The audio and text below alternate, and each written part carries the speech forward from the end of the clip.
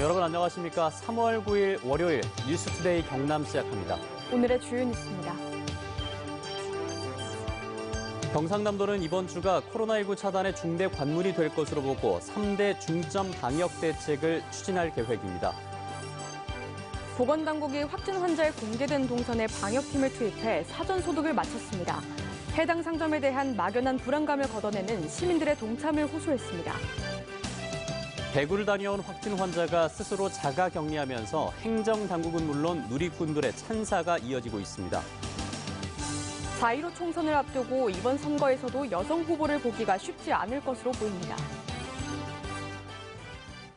이번 주도 코로나19 소식으로 출발합니다. 어제는 경남에 코로나19 추가 확진 환자가 없었고 한마음 창원병원의 코호트 격리가 해제됐습니다.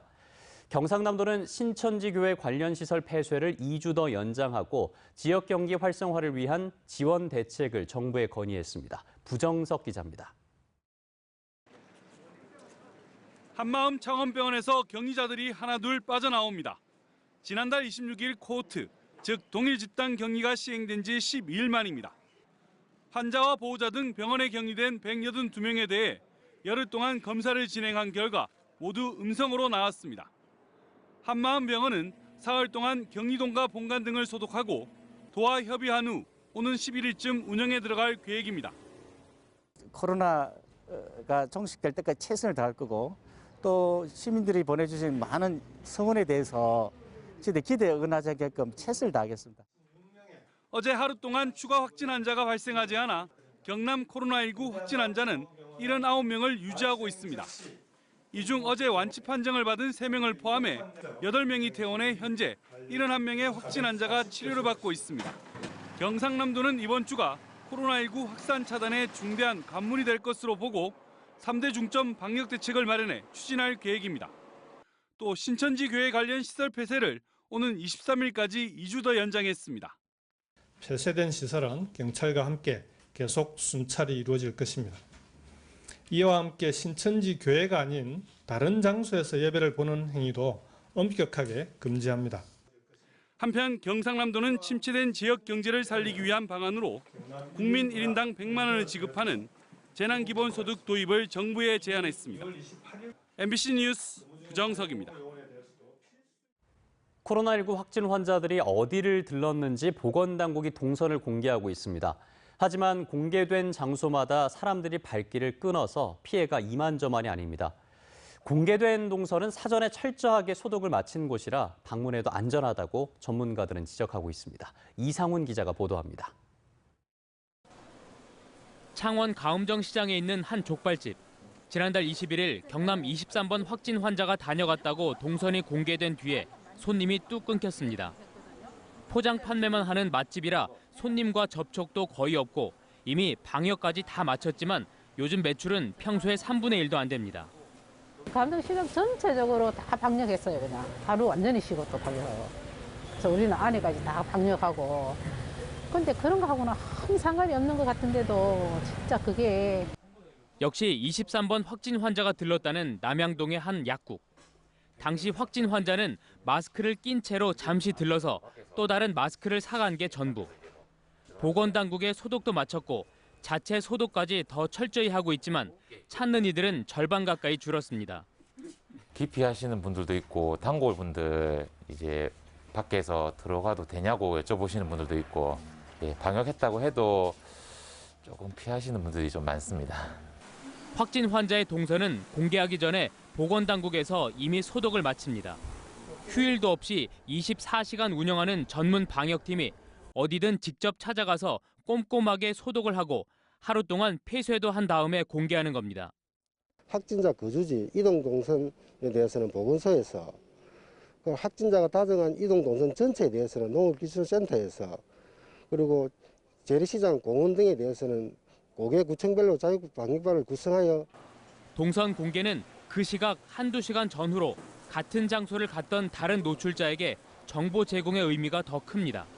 동선이 공개된 장소는 방역당국에서 확실하게 방역 작업을 했기 때문에 오히려 더 안전할 수 있습니다. 굳이 기피할 필요는 없다고 생각합니다. 일부 지자체에서 동선에 공개된 곳들을 찾아서 힘을 실어주곤 있지만 시민들도 막연한 불안감을 걷어내는 등 참여도 필요합니다. MBC 뉴스 이상훈입니다.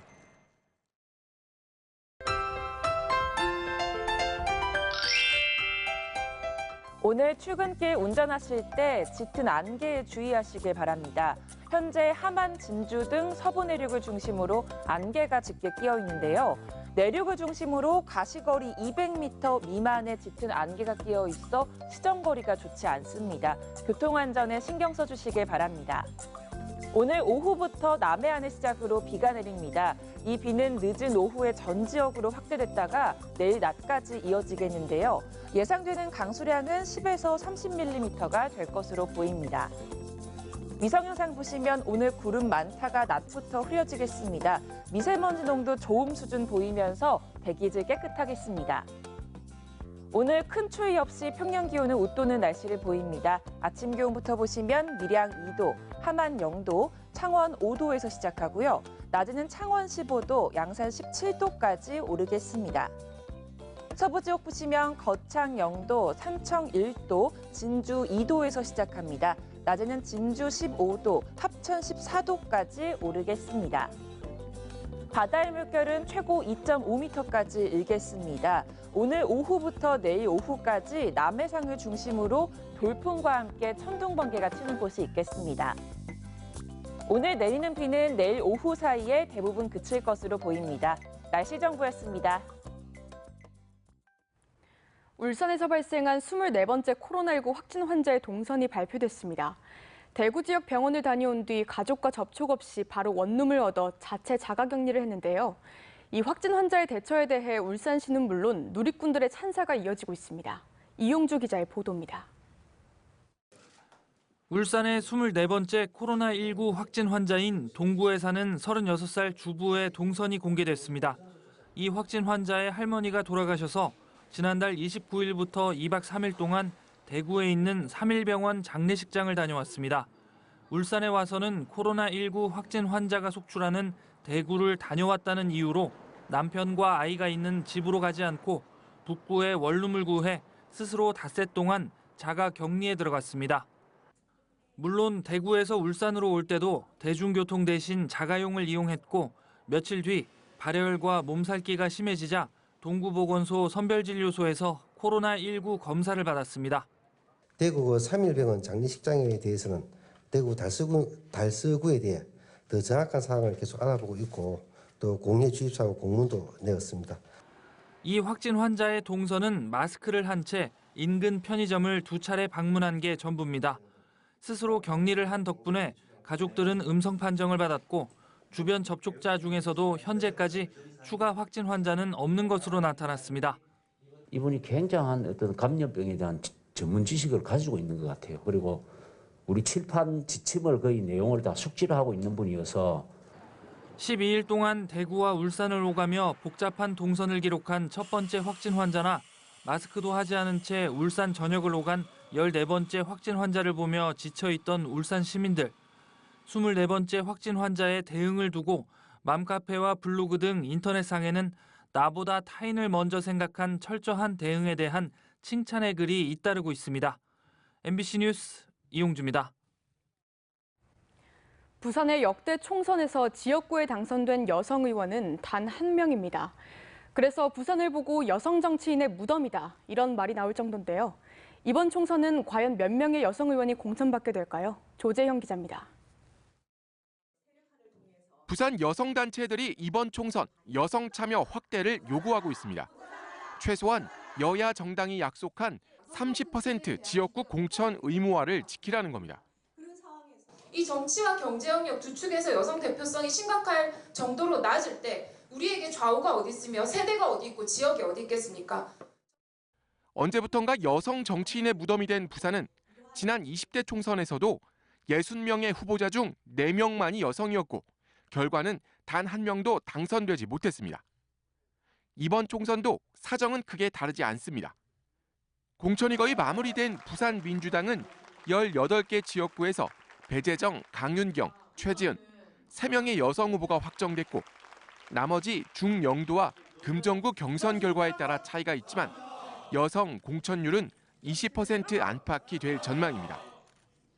미래통합당의 경우도 부산 전체 57명 예비 후보자 가운데 11%인 6명만이 여성입니다. 공천이 확정된 이현주, 김미애 후보 외에 나머지 6명 중 몇 명이나 공천 관문을 뚫고 본선까지 갈지 미지수입니다. 또 같은 낙동강 벨트인 경남 양산도 여야 모두 여성 후보는 없습니다. 어떤 조직이든 30%는 넘어야 그 조직에 해당 그룹의 목소리가 살아날 수 있고 현실적으로 정책에 반영될 수 있는 절대적인 어떤 기준 숫자라고 보는 거거든요. 그래서 저는 우리나라에서 제도적으로 30%를 그냥 권고가 아니고 의무적으로 할당을 하는 그런 제도 개혁은 저는 굉장히 의미 있는 거라고 봅니다. 부산의 여성 의원 비율이 유독 낮은 이유를 두고 될 만한 곳은 여성에게 공천을 주지 않는 지역의 보수적 성향 때문이란 목소리도 있지만 일각에선 부산 여성계 스스로 여성 정치인을 길러낼 역량을 갖춰야 한다는 지적도 나오고 있습니다. MBC 뉴스 조재영입니다. 고향 출마를 주장하다 공천 배제된 김태호 전 경남지사가 무소속 출마를 공식 선언했습니다. 김 전 지사는 어제 거창 선거사무소에서 기자회견을 열고 미래통합당 공천관리위원회가 잘못된 결정을 내렸다며 어떤 대의 명분보다 소중한 고향과의 약속을 지키기 위해 당을 떠나 무소속으로 출마한다고 밝혔습니다. 경남 양산을에서 컷오프된 홍준표 전 지사도 양산을 공천심사는 불의와 협잡의 전형으로 순응하는 것은 홍준표답지 않은 처신이라고 페이스북에 입장을 밝히고 오늘 양산에서 기자회견을 열 예정입니다. 마스크 구매 오부제가 오늘부터 시행됩니다. 월요일은 출생연도 끝자리 16번, 화요일 27번, 수요일 38번, 목요일 49번, 금요일 50번인 사람이 신분증을 가져가면 약국에서 2장씩 살 수 있습니다. 우체국과 농협은 중복 구매 확인 시스템이 구축될 때까지 지금처럼 한 명이 한 장만 살 수 있습니다. 2010년생 포함 그 이후 출생한 어린이와 1940년생 포함 그 이전에 출생한 어르신, 장기 요양급여 수급자, 장애인은 대리 구매할 수 있습니다. 경상남도가 코로나19로 인한 경기 침체를 줄이고 건설 현장의 공정이 차질 없이 진행되도록 건설공사 예산을 신속 집행합니다. 집행 대상은 경상남도와 경남개발공사 등에서 계획 중인 도로공사 38개 사업, 하천공사 44개 사업 등 모두 102개 사업이며 3,300억 원 규모입니다. 도는 지방도 확포장 사업 등에 대해 선급급 지급 비율을 최대 70%까지 늘리고 기성검사 기간을 줄여 상반기 안에 68%를 집행할 계획입니다. 창원시가 코로나19로 어려움을 겪고 있는 소상공인을 돕기 위해 창원사랑 상품권을 활용한 소비 촉진 운동을 펼친다고 밝혔습니다. 창원시는 우선 점포 임대료를 낮춰주는 착한 임대인 운동에 참여한 업소와 코로나19 확진 환자가 이용한 업소의 영수증을 사진으로 찍어 시청 홈페이지에 올리면 추첨을 통해 창원사랑 상품권을 경품으로 지급합니다. 이를 위해 창원사랑 상품권 190억 원 상당을 추가 발행하고 오는 30일을 끝나는 창원사랑 상품권 할인율 적용 기간도 코로나19 확산이 진정될 때까지로 연장합니다. 의령군은 코로나19 확산으로 어려움을 겪고 있는 지역 소상공인과 전통시장의 활성화를 위해 오늘부터 의령사랑 상품권을 10% 특별 할인 판매한다고 밝혔습니다. 현재 발행되는 의령사랑 상품권은 만원권으로 농협 의령군 지부를 통해 1인당 최대 50만 원까지 할인 구매할 수 있습니다. 통영시는 5개 광고물의 관리와 안전사고 예방을 위해 5개 광고물 전수조사를 한다고 밝혔습니다. 조사 기간은 이달부터 오는 10월까지로 전문 전수조사원을 통해 2만여 개 5개 광고물에 대해 허가와 신고 여부 등을 조사합니다. 또 불법 5개 광고물 자진 신고 기간을 오는 5월부터 6개월 동안 운영할 방침입니다. 고성군이 예산의 투명성을 높이고 재원을 효과적으로 쓰기 위해 주민참여예산 주민제한제를 연중 실시한다고 밝혔습니다. 이를 위해 고성군은 홈페이지와 군정혁신담당관실을 통해 사업제안서를 접수하고 오는 6월까지 접수된 사업에 대해 주민참여예산위원회 심의를 거쳐 내년도 예산에 편성할 계획입니다. 주민참여예산제는 예산 과정에 주민참여를 보장하는 제도로 공동체 활성화 사업과 생활 불편 사항 등을 제한할 수 있습니다.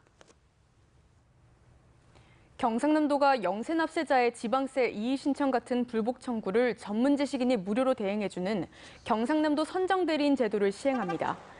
지원 대상은 세무대리인 선임 없이 1,000만 원 이하의 불복 청구를 제기하는 개인이며 배우자를 포함한 종합소득 금액이 5천만 원 이하이고 소유재산 가액은 5억 원 이하여야 합니다. 선정대리인은 14명으로 이들은 법령 검토와 자문, 증거서류 보완 같은 불복 청구 대리 업무를 무료로 수행합니다. 경상남도가 소상공인 자금 지원 업무 처리 절차를 대폭 줄였습니다. 기존엔 소상공인이 경남신용보증재단 홈페이지에 상담일자를 예약하고 방문 상담을 받아야 했지만 이젠 경남신보 홈페이지로 예약을 하고 전화로 상담하면 됩니다. 또 소상공인에 대한 보증심사 기준도 완화하고 현장 실사도 간소화했습니다. 마산 로봇랜드 테마파크의 로봇 콘텐츠가 강화됩니다. 경상남도는 37억 원의 예산을 들여 테마파크 공공전시 체험관의 신규 콘텐츠를 더 구축하고 로봇 기술과 스포츠, 미술 등을 결합한 다양한 아이디어를 반영하기 위해 전국 자유공모도 진행할 계획입니다. 또 로봇 연구센터 입주 기업의 기술 개발 활동을 위해 자금을 최대 1억 원까지 지원합니다. 경상남도는 제로페이 시범 서비스를 시작한 지 14개월 만에 누적 결제액이 190억 원을 넘어섰다고 밝혔습니다.